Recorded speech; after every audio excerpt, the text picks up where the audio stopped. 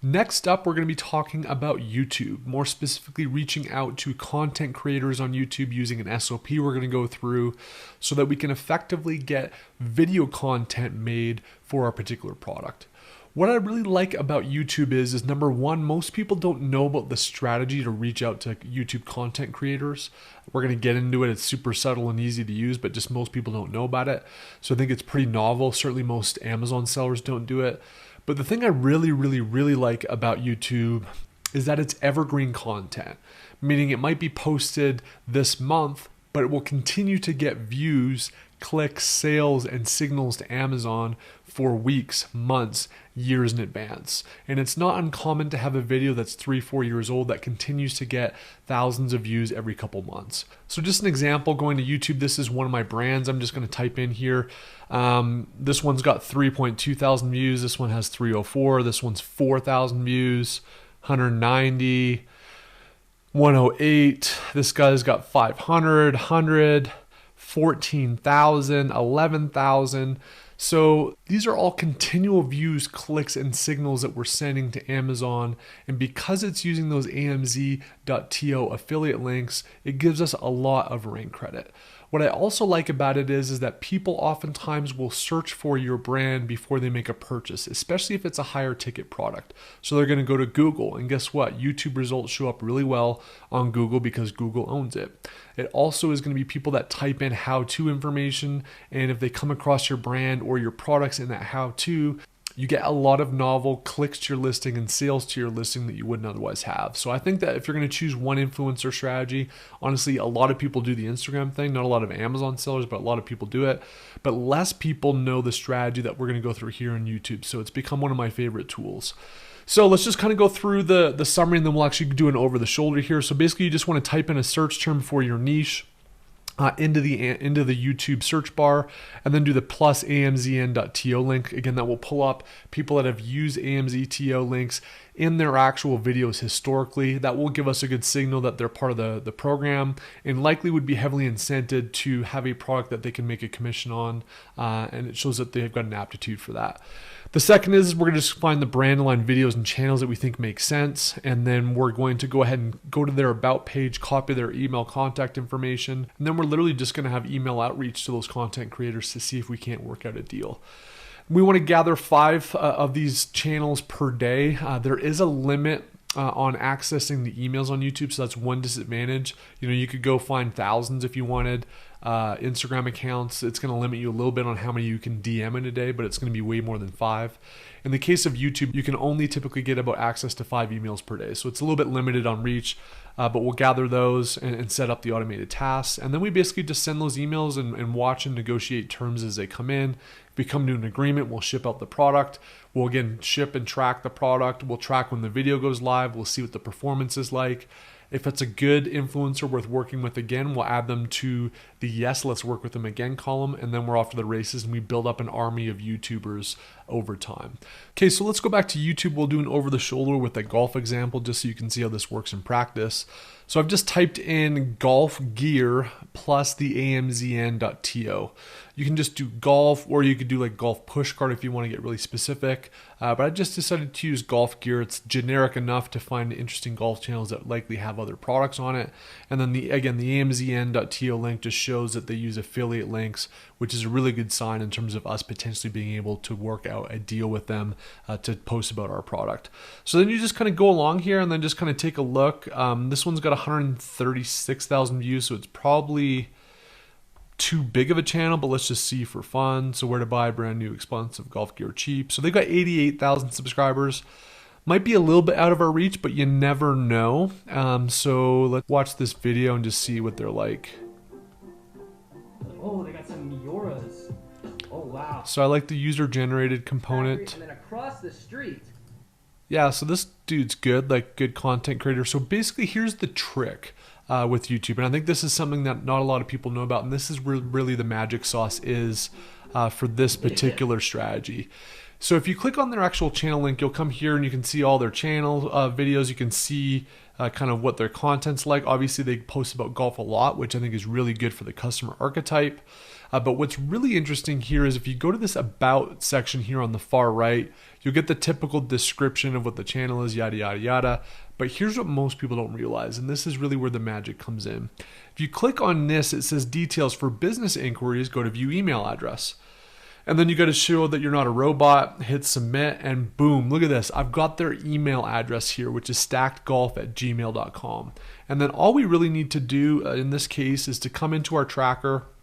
We'll go to the YouTube tracker on this one, put the channel name. We can edit that around later.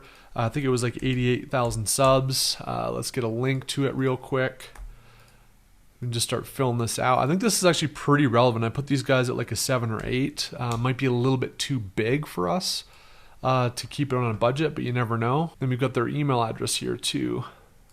Copy that sucker. We would put like the type of product that we're thinking about here. So this might be like our golf push cart that we're thinking about using for these guys. And then all we need to do is just add that to the tracker, and then we'll start sending out some communications using a template that we'll include in the resources. So let's just pretend that we sent out a communication. If we don't hear back for like, 3, 4, 5 days, we'll typically send a second communication. If they don't respond to the second communication, we usually just like kill them off the list and just they're not somebody that got back to us.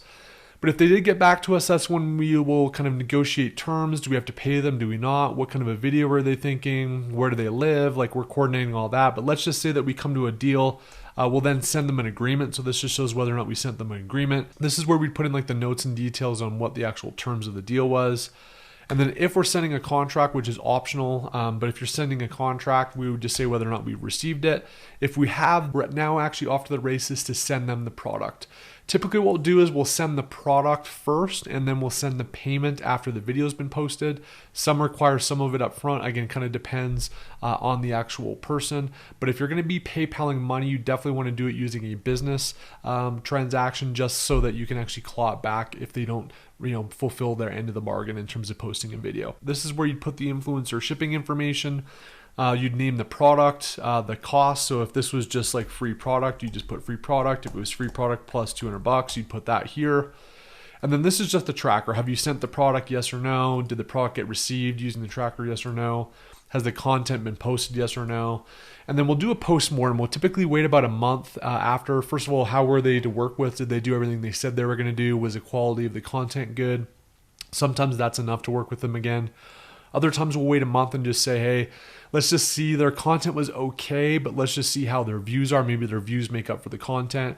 So we'll kind of juggle that, but typically about a month after we've done our initial content posting and deal with them, we'll just put approve for future use or not. So if they're really good, we'll put a yes. And again, very similar to the Instagram account, what's really cool about this, if you've got 1,000 accounts on here that you've reached out to, maybe you've worked with 80 of them, you might have like 50 yeses here. So guess what? If we go to launch a golf bag, not a golf push cart next, and we've worked with say 20 influencers on the first campaign over the first couple months, we could reach out to all those ones that were yeses, just sort by yes, and then we've got a captive audience of dozens potentially of these YouTube content creators that can go ahead and post a video, and we might even be able to use some of that video in our ads, in our listing, etc.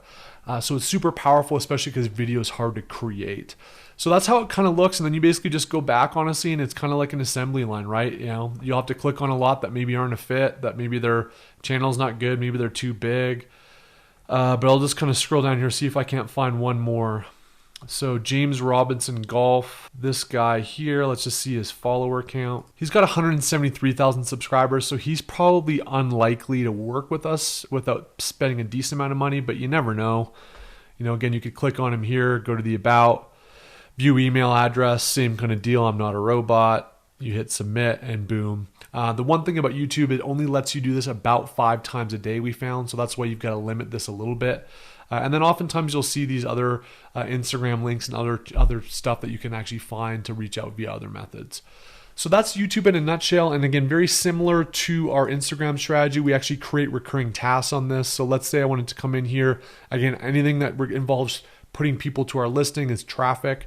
So influencer marketing fits within the traffic segment, which also happens to be this module. So see how this is working, where we line everything up and structure it. It makes things easy to manage. So on the influencer marketing, we could just create a new task, and then I could just say here, reach out to 5 YouTube creators per day. Hit save, click on this sucker. And then Paulo, who's in charge of a lot of our traffic activities, I could tag him. I could create a recurring task by selecting the due date and go to set recurring. And I'm going to go ahead and create a new task. And then you could do weekly, daily, etc. So we can maybe create a new task every day. We could skip weekends if we wanted. Hit yes on that. And then we're done. This is going to create a new card every single day so that when Paulo comes in, he's got this task. And then if he, again, similar to this one, if he's got one that like a fish is on the line, he's like, hey, these guys have offered us $300. Do you think we want to do it or not? He can create a task for me to review those details. If I approve it, then it goes into contract stage, and then it goes into shipping the product. And we can have cards that go along here to track all of the movement of all of these influencer activities. And if I ever want to see where we're at, like, hey, how many shipments do we have out? How many negotiations are working? I can come into this particular thing here and see this board view, which over time might be stacked with cards here that we can see. So that's the YouTube strategy. Honestly, it's my favorite influencer strategy. If you've not done it before, it's amazing. It's great for evergreen. It's great for getting recurring links. It's great for getting recurring clicks. And it's really awesome for video content that you can incorporate into your listing and your brand.